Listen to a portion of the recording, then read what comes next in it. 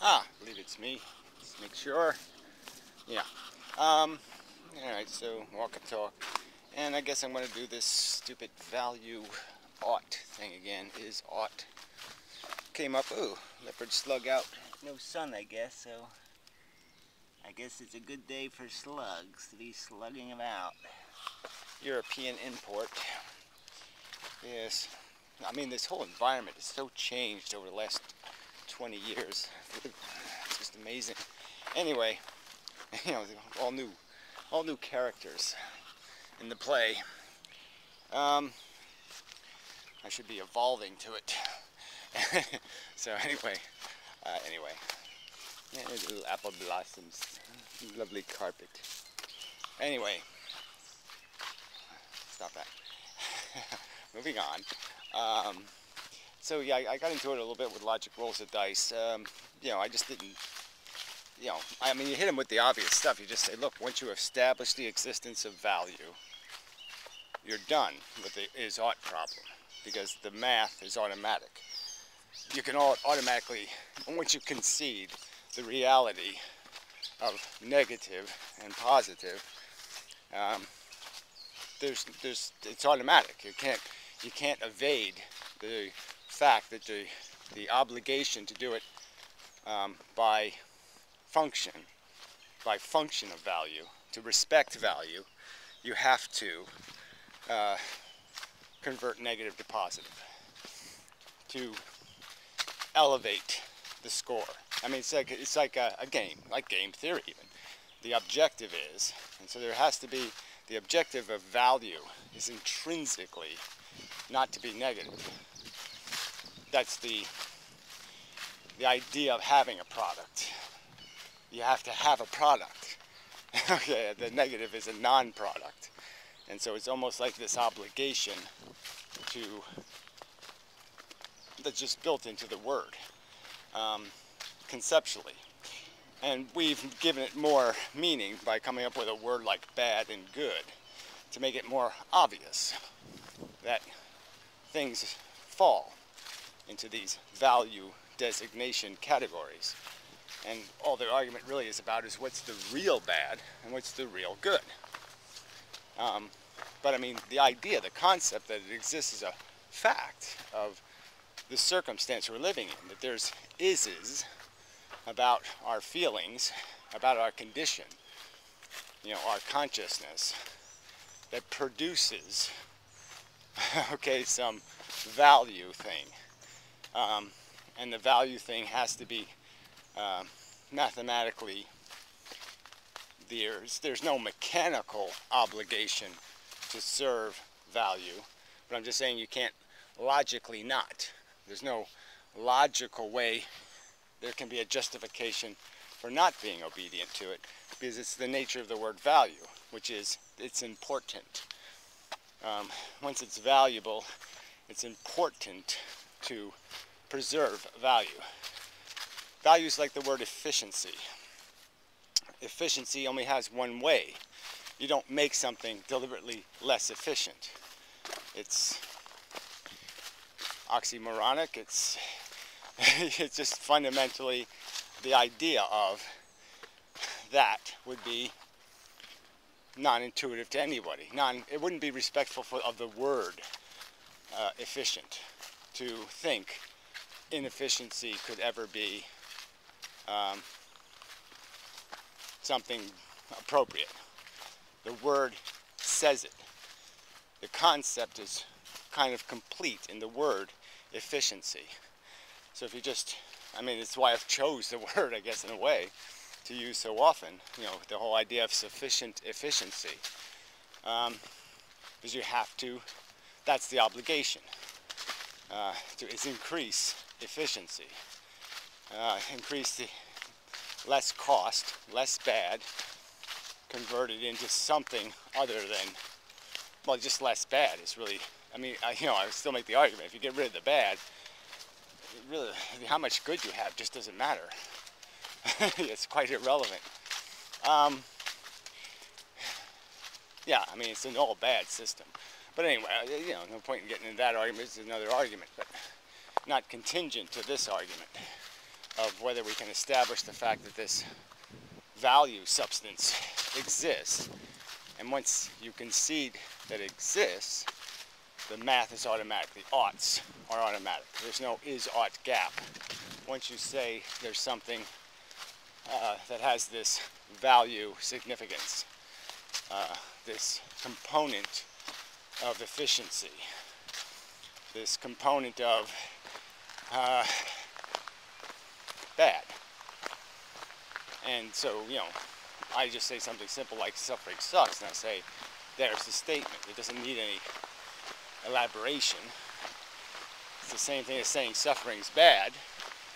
I just think it's a way to block the wind, a better way to say it. So, yeah. But I'm just saying that this is, it's either you can agree with that or you don't agree with it. Now, logic rolls the dice. He'll keep saying he agrees, but he doesn't agree that it's a truth. So you're almost like, well, what's the point of saying it then? Suffering sucks to me. You know, it doesn't suck as a fact. It just sucks somehow to me or to them. Where the sucks doesn't mean anything anymore if you're going to personalize it. Again, it's like personalizing a pawn on a chessboard. There's no rational purpose in personalization. It doesn't make any sense. There's no ground for it. It's an event. The things have a form and a function, and there's utility differences, but there's no difference in the fact that when it's dead, it's dead. When it's out of the game, it's out of the game. Its disposal is just as relevant. You know, its function is the same. And therefore, this subjective qualification doesn't mean anything. You can't enjoy suffering. That's a violation of language. It's not suffering if you're enjoying it, by definition. So how can we play this game with the idea that suffering is bad? It just is. All by itself. There's no thing that makes it bad. As an experience, it is that thing. It's manifested in consciousness, and it's intrinsic as a function. You can't go any lower. It's the quanta of value. It's the only value there is. It's the only moving value part in the mechanism. Is the placement of this experiential negative condition. That's the mechanism.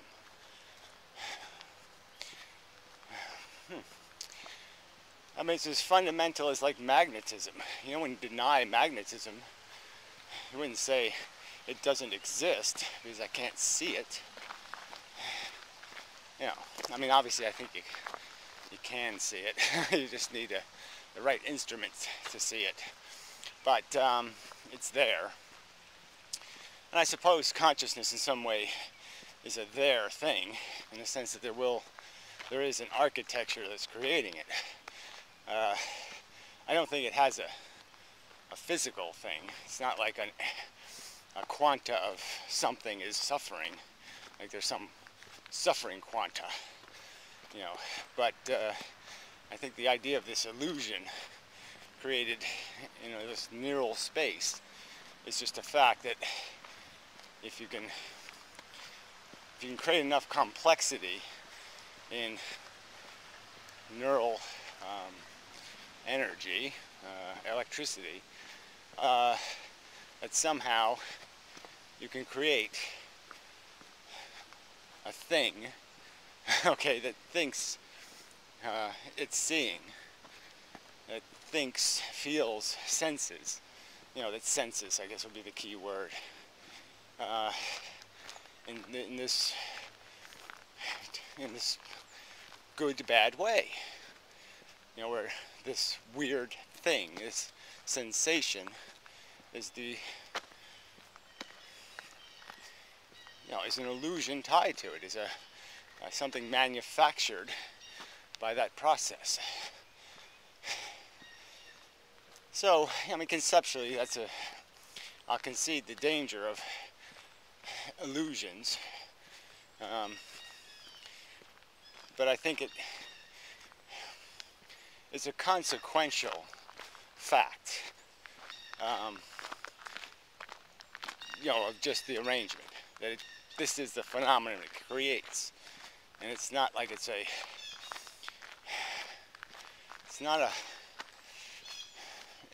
phenomenon of form, but not structure, as strange as that sounds. I mean, there's a structure, but there's just no mechanic.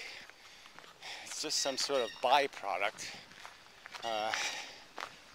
that's happening in an illusionary space. But it's almost like that dimension has to be conceded, just because through experience the necessity is obvious. You can't escape the logic of it. I mean, there's just no way to convert the worst day of your life, put an equal sign, and then have the best day of your life. You're never going to get those two things to be equal.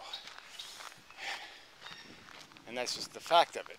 So I guess no matter what the mechanism of it, if we just agree on the fact of it, that whatever this experience is, it's real.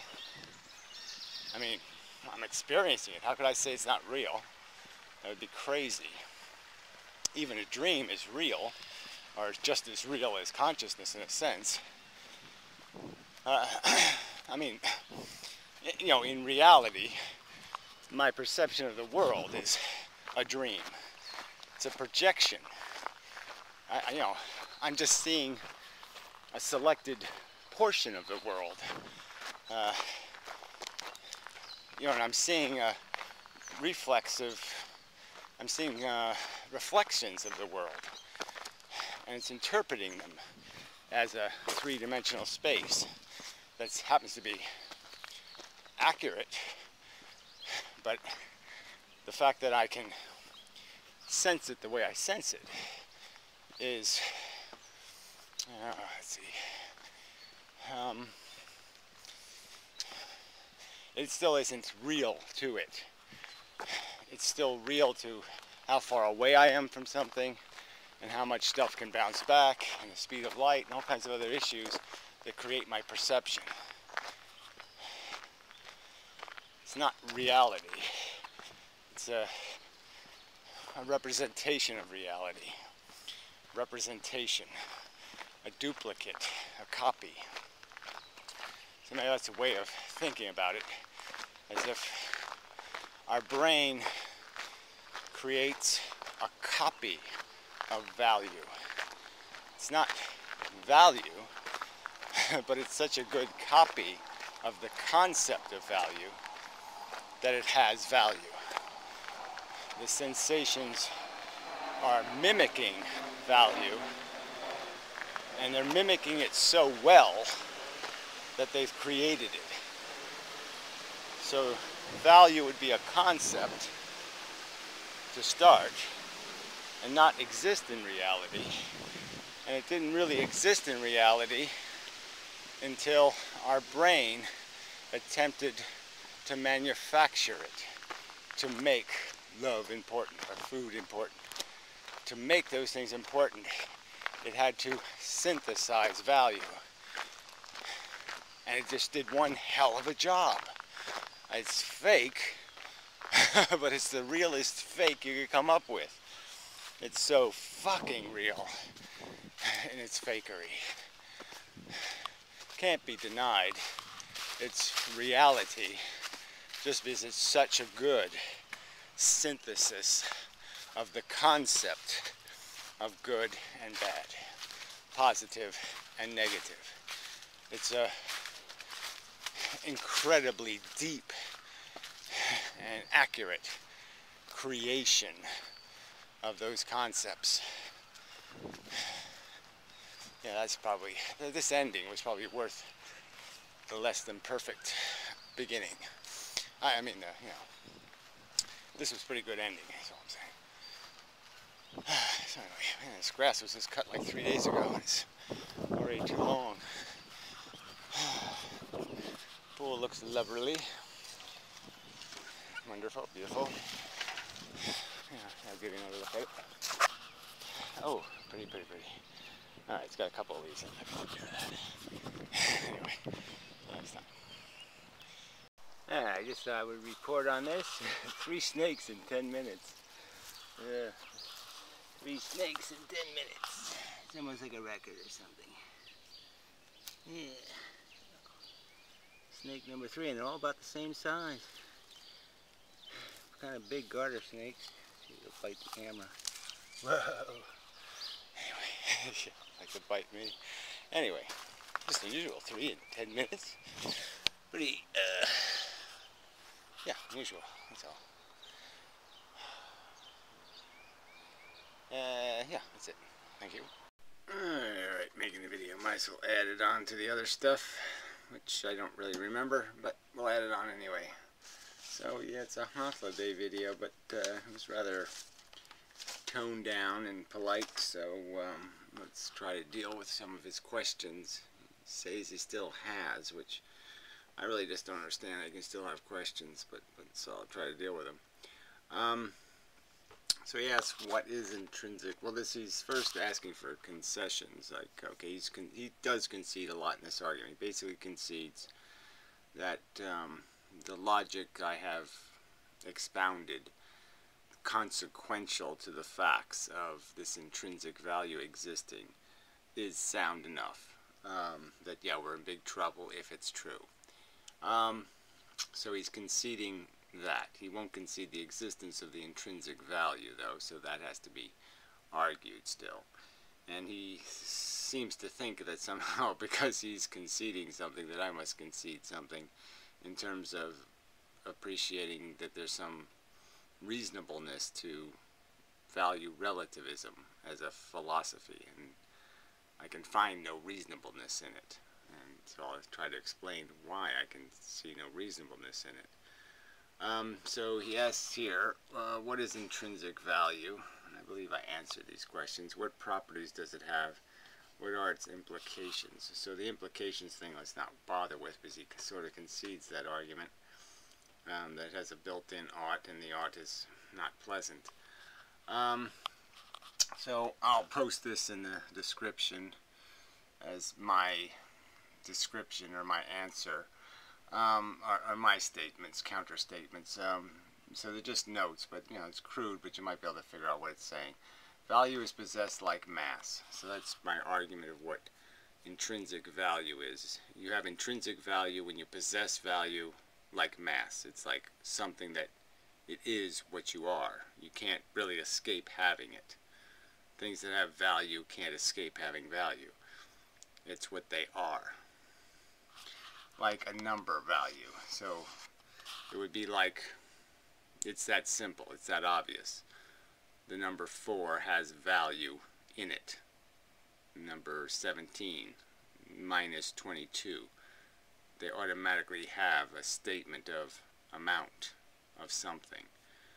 And value is possessed in exactly the same way. Exactly the same way, instead of, in the sense of, it is what it is, and it can't be something else. It's not a banana. Value can be reduced to an intrinsic kernel, or quanta. So, I would argue that that's a can-be statement. Yeah, I think it can be. And I think everything is reducible. But I think value is essentially reducible to something that is intrinsically valuable. That would make no sense to have an idea of value that wasn't made out of something. Just like food has calories. It just has to be reduced to something. Value is an intrinsic quality of that which is really good or really bad. And that means, in reality, good or bad. in reality, bad or good, unbading. So that's sort of another, I know it's a play on words, but unbading is a way of being good. To prevent or cease a bad is a good. Now maybe there's some other kinds of goods that don't have anything to do with correcting a bad. I'm not sure of that. But it's back to that argument that if you took all of the bads out of somebody, all of the negative conditions, they would acquire something called bliss, or a perfectly good state. So bad is the obstacle to that state, that intrinsically good state. Value is a circumstantial reality. I might want to change that to consequential, but that's what it is. It is what it is, not by any design, not by anything, but it just happens that it does exist. So I don't know if I want to get to, so yeah, there's more conversation about value later, so let's get to his other stuff. So it'll be in the right order of how I wrote my notes, I think. Alright, ask concessions of others' positions, consider implications of intrinsic value. So he does all this stuff, and basically, like I said, he just basically concedes the argument. Ask concessions of others' position. I don't know whether he's asking me for a concession, but frankly, I'm not conceding anything. Alright, so here's the concessions he wants. Value relativism doesn't equal ethical relativism. Well, value, in my opinion, can't be separated from the oughts. So the ethics would be a list of the oughts. So I think you're dead in the water on that one. Value relativism is ethical relativism, because there's no ethics without the numbers. You can't do the math without numbers. And value relativism, whatever fake numbers it creates, the ethical definitions will have to be relativistic. It's relativistic based on the relativisticness of the value declaration.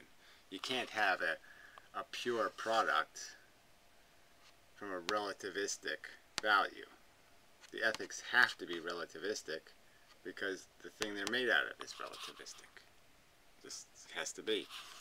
Value relativism is not equal to ethical nihilism, but it's value nihilism. Now you want to say that a majority agrees to some ethical principles and calls them ethical principles. Yes, you can call them something. You can call a bunch of silly notions ethical principles. I suppose there's no law against it. But I'm just saying, if there's no gasoline, you can't talk about fuel economy. Get it? So, from my perspective, there's no conversation if you don't have the values established. Everything's nihilism. If there's no gasoline, there's no conversation about fuel economy. You just can't have that conversation. Value relativism is not torture good. No, but it's torture okay. It's torture not bad.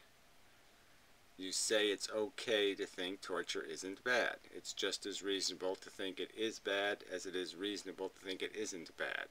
There's nothing closer to the truth. There's no reason applied, no judgment applied to a definition. If definitions aren't going to be judged, then there's no credibility. So it opens the door to it. It's basically just saying, it's like saying, some anarchist wrote a comment on one of my videos saying, Stefan Molyneux does not support slavery. No, he doesn't support it, but he does nothing to prevent it. Okay, his anarchism could do nothing to stop it. It would allow it to happen. It would give it every capacity and advantage in happening. Then it would create no institution that could fight it or stop it or destroy it. because it would be against the volunteers' self-interest. The volunteers would have to pay too high a price to fight the heavily armed slave owners, and they'd have no way of recouping their losses. It has to be done by an institution of government. It can't be done by capitalists. Capitalists can't rescue slaves. It's not good business. Anyway, but so value relativism says torture good if that's what you think. And that's just as good as saying it's good. You're just basically saying that, you know, value relativism basically just says nothing's valuable. We don't know the truth, or there is no truth. Maybe that's a distinction I'd like from you. Are you like the Heisenberg principle, saying there is no truth? Or are you saying the truth is elusive, we can't see it? I'm arguing the truth is seeable and real. There is a value truth to be discovered. Not made up, discovered. Alright, value relativism does not equal violation of autonomy. Okay. Well, this violations of autonomy, I find this autonomy thing totally useless. Autonomy doesn't, that's just saying you have the right to be wrong. Wrong, okay. Wrong is waste. There is no violation of autonomy if the autonomy you're violating is destructive.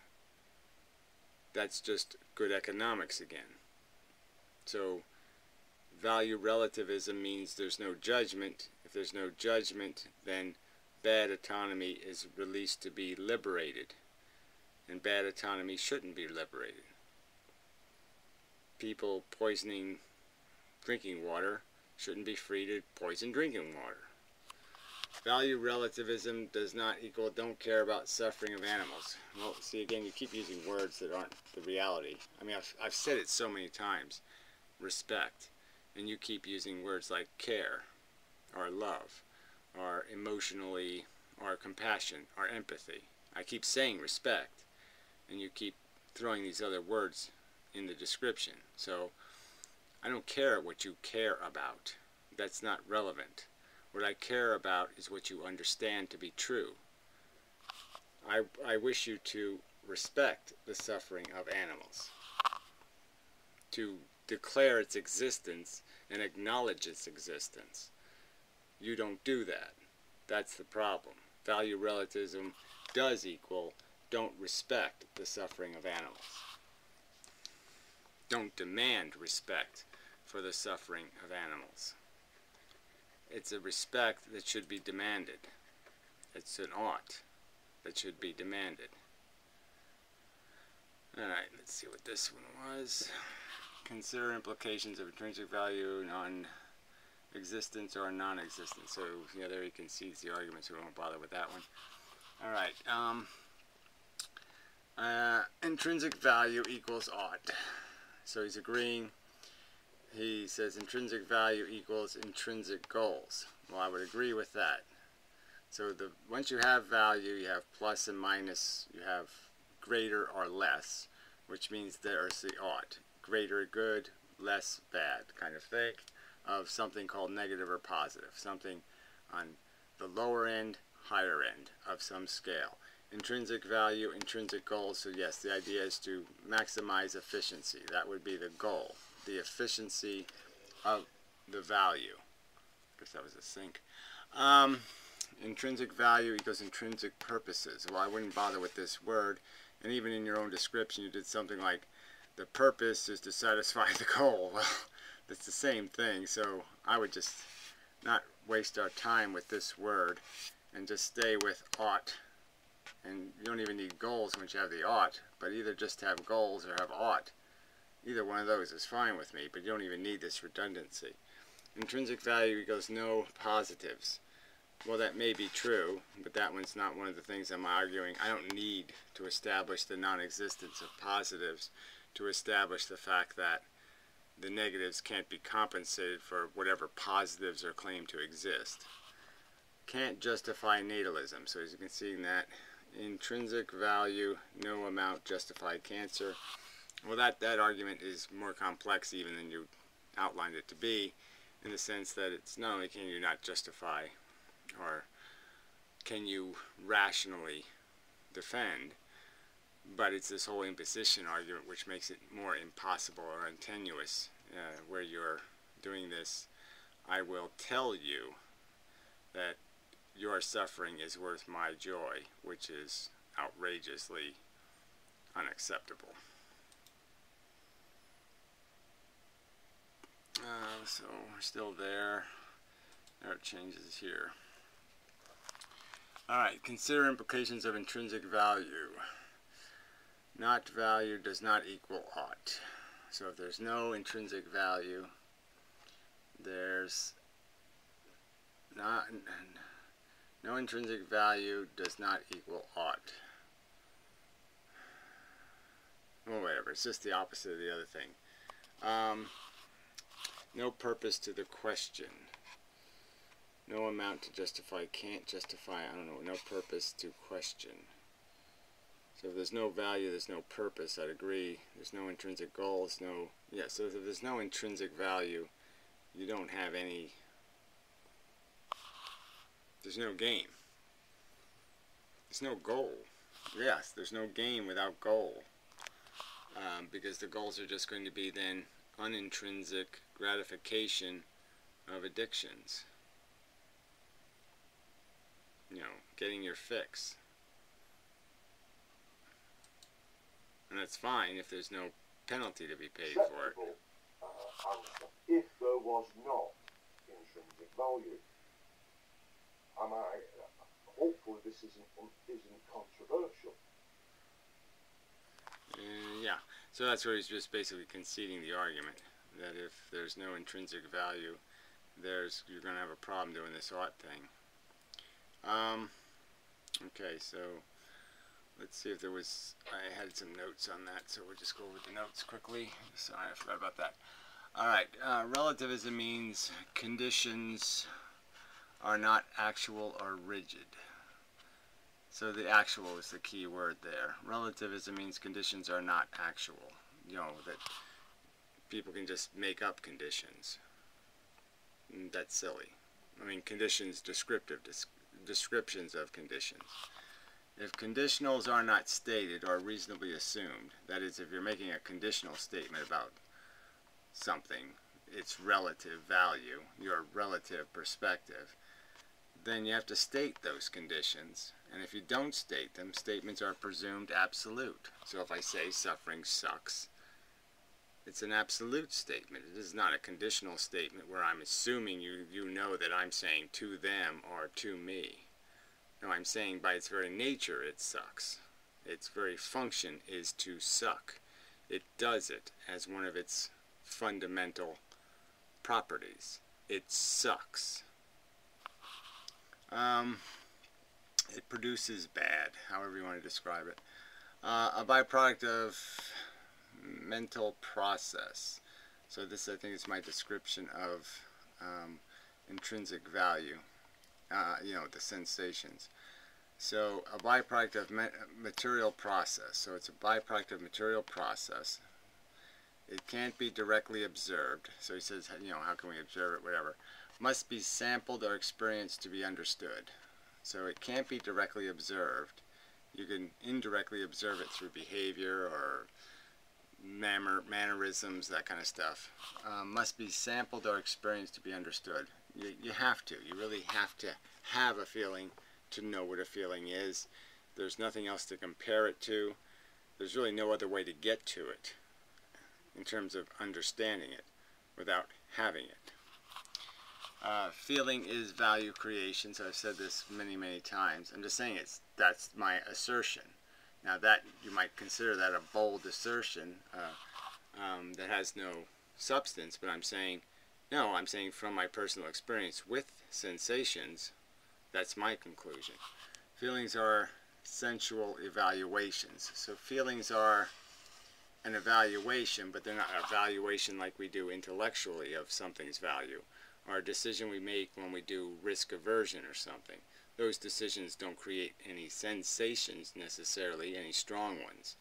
But when we have a sensation of pain, that's an evaluation the brain has made where it's creating a sensual experience that is an evaluation. So feelings and thoughts are different things. A brain-produced experience of pure raw value. A brain-produced experience of pure raw value. So that's what a sensation is. A brain-produced experience of pure raw value. So I use the word reeks in here somewhere else, but yeah, it reeks of it. Feelings reek of it. They are it. And thoughts about feelings are different.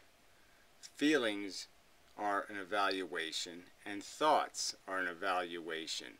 One is real value when it happens, the feeling, and the other is just a thought about value. Two different things. An evaluation where you're just thinking about values, and evaluations where your body is producing actual raw value by producing a raw feeling. Alright, I've explained the biology thing, but it's here. Construction intended to represent a useful value. So that means like the biology needed to create, or it was useful for it to fall upon a mechanism that would make vagina attractive. So penis would go in there. There needed to be a mechanism to make that happen. So there needed to be the creation in our mental model of some kind of notion of value attached to that thing. There was no real value that existed in the reality. The brain had to manufacture it. And when it manufactured it in our mental model of reality, it manufactured real value. That's the paradox of our existence. That the thing intended, the construction that was to just represent reality and flavor it with a notion of value, ended up creating real value. Okay, values come in degrees of intensity. Well, that has to do with his scale argument. So that's in part 2, so let's get to that. We'll just remember the scale argument. Degrees of intensity. And I might run out of time here, but we'll see how we do. So he makes some accusations here regarding what arguments have been made and counter arguments, and I think that's just absurd what he says, but it doesn't matter. What is explanation of intrinsic value? Is it a materially existing real thing? No, it's a byproduct of materially existing real things. The byproduct is obviously something. It's labelable. It's recognizable as an existent concept or an existent function. It's clearly a function of material thing, working. It's a function of it. It's produced by it. Alright, so I answer this, how do we observe it? You can't really observe it. You have to experience it. You have to taste it. You have to sample a feeling to know what feelings are. Is it a property or of a thing? Well, saying that's the same question in a sense. It's a property of yeah, it's the absolute definition of the thing. The feeling is the thing. So I mean, value would be the property, but it's almost like the inverse. So that's how intrinsic it is. Feelings are intrinsically value, and value is intrinsically in a feeling. You can't separate the two. In my opinion, the two words are almost interchangeable. How do we measure it? Experience. Is it an abstract concept or thing? Well, that's where it gets complicated, right? I mean, it's an happening. So happenings have to be called things, right? Events are things in a sense. They're not material, they're arrangements, they're associated events, they're byproduct events. I mean, events are things. I'm just saying, so action is a thing. Feeling is an action produced by the brain, so in that sense, it's a thing. But clearly, it's taking place in a very abstract medium of neural jibber-jabber. Does it imply existence of scale? Well, it doesn't imply it, it is it. It creates it, just as numbers create number scales. It is 5, it is 7, it is 10. Feelings are essentially those things. They can't be something else than a scale, because they are, in their very statement, that scale. They make the scale by being the intensity they are. Does it imply a possible ordering? I don't know if it implies it, but it certainly implies it in the sense of the hierarchy of worst sensation, nail in the eye, best sensation, cupcakes for penises. I don't know. Does it require a valuer? Well, of course it requires the existence of a consciousness, and that makes you a valuer, because you have feelings which are valuing, okay, by creating value. When you create value, you're obviously valuing. You can also think about the value created and, you know, be a valuer in that sense. You can evaluate the disposition of the values. Okay, so you can think about the addition and subtraction of the value that exists. You can exercise the formula, which is a kind of evaluation. But the real evaluation was the creation of the variables, the numbers that went into the formula. So you have to feel to create the numbers. You have to think to do the math. How does evaluation relate to intrinsic value? Well, again, the two parts of your brains, one's doing the evaluation, which is the expression of the formula. The other part is creating the numbers, the value. That our brain has two functions, thinking and feeling. Thinking evaluates. Feeling is making an evaluation of a sort by creating a number associated with things that happen. So, you know, bullet goes through arm, pain is created. It's an evaluation your body makes that this is a circumstance that indicates pain should be created, but it's a really crude evaluation. It doesn't have any real integrity to it. It's so consequential. I mean, it's so obviously reflexive, but our evaluations are reflexive. They're just not obviously reflexive. So, I mean, it's a tricky line, but I'm just saying there's a difference between doing the math and creating the numerals. Feelings create the numerals. Mental understanding does the evaluating.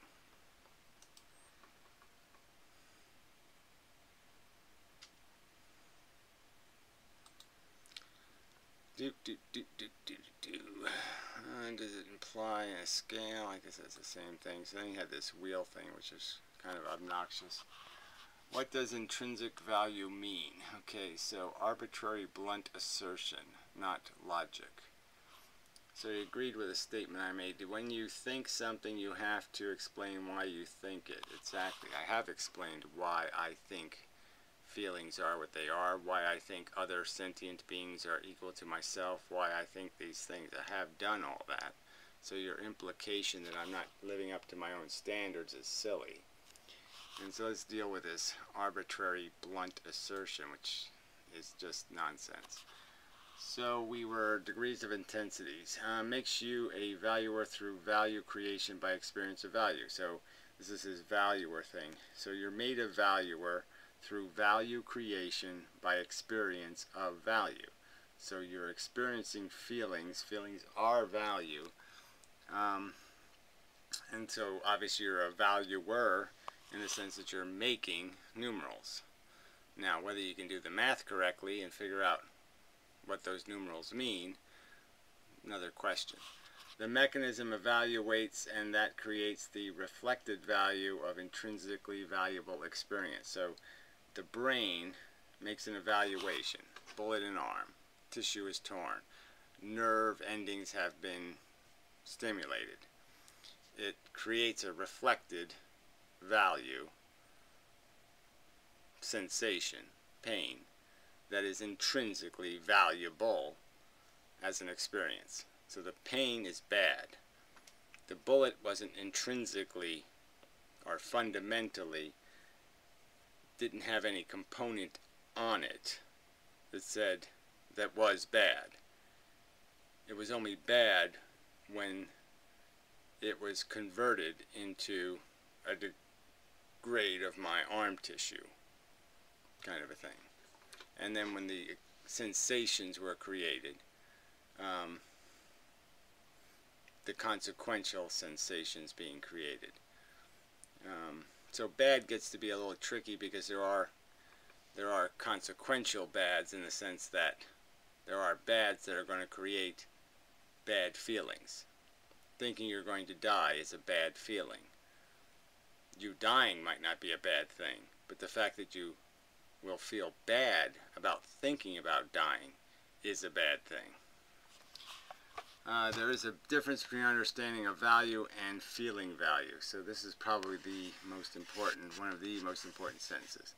There is a difference between understanding of value, so understanding that value sensations exist, that sensations produce these numerals, and feeling value, actually making numerals, actually having the experience of making numerals. So understanding the numerals and how to do the math of them is different than actually making numerals by having sensate experience. Okay, now on to the arbitrary blunt assertion. So he says, so this is my satire of him, or my critique in a little bit of a snarky way. He says it's an arbitrary blunt assertion for me to say I have sampled consciousness. He says that's an arbitrary blunt assertion.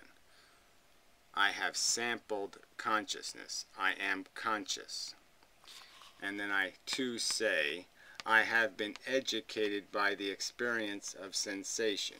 That having sensations has informed my brain, my intellect, of the existence of this stuff, these feelings, and the nature of their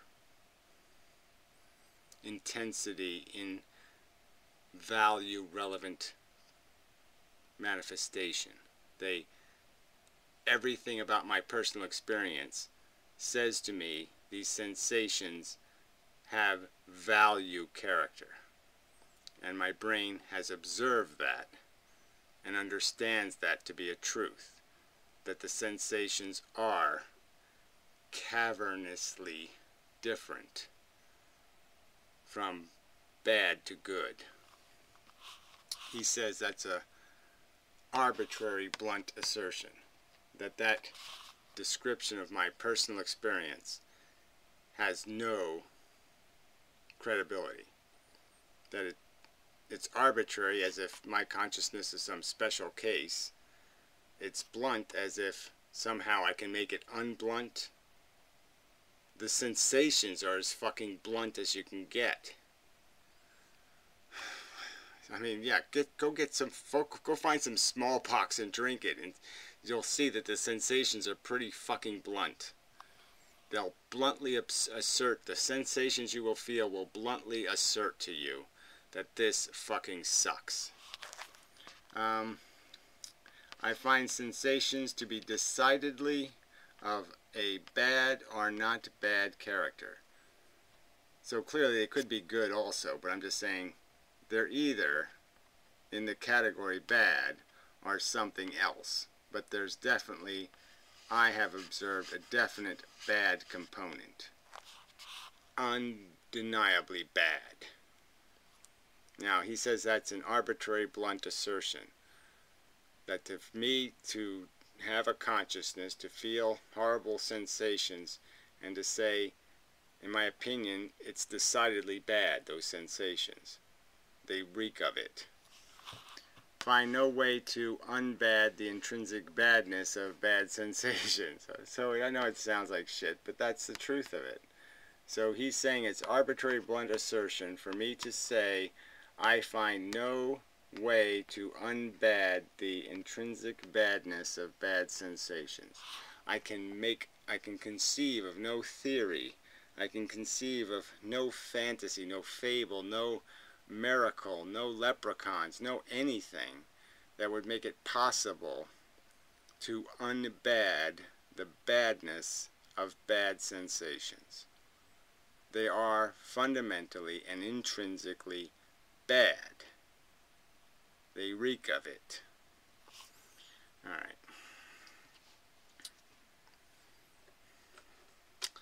So I think this is I think it's just nonsense to disqualify the education we receive through personal experience with sensations. I think that's an obnoxious assertion on your part.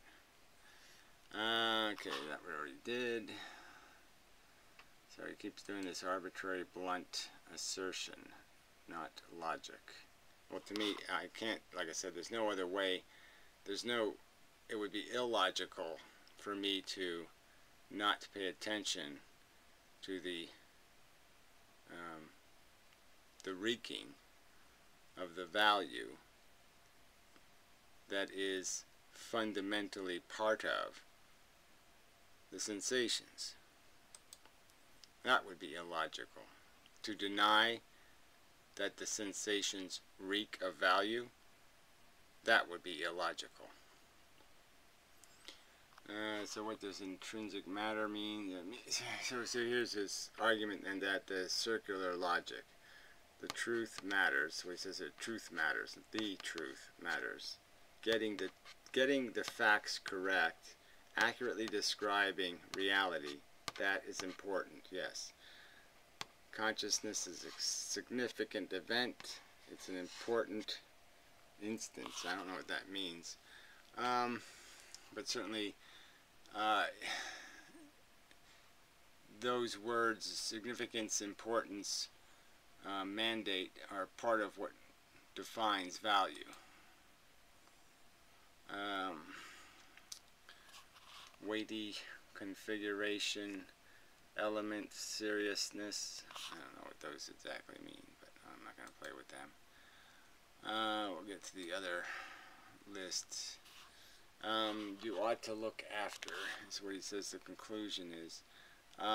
You ought not squander, right? So the ought is efficiency.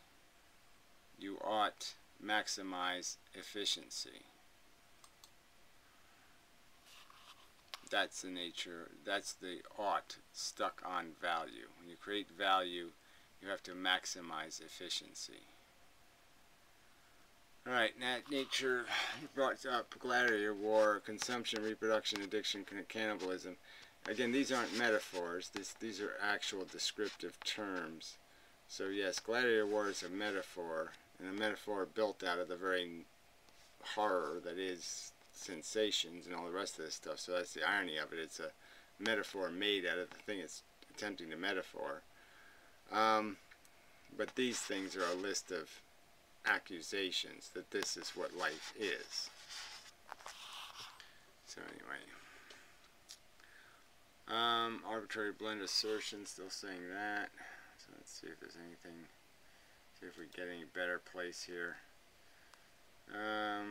Important, can't see. Well, that's the part where he says, he makes the argument that, so I'll get to some of that because that's in this part of my notes.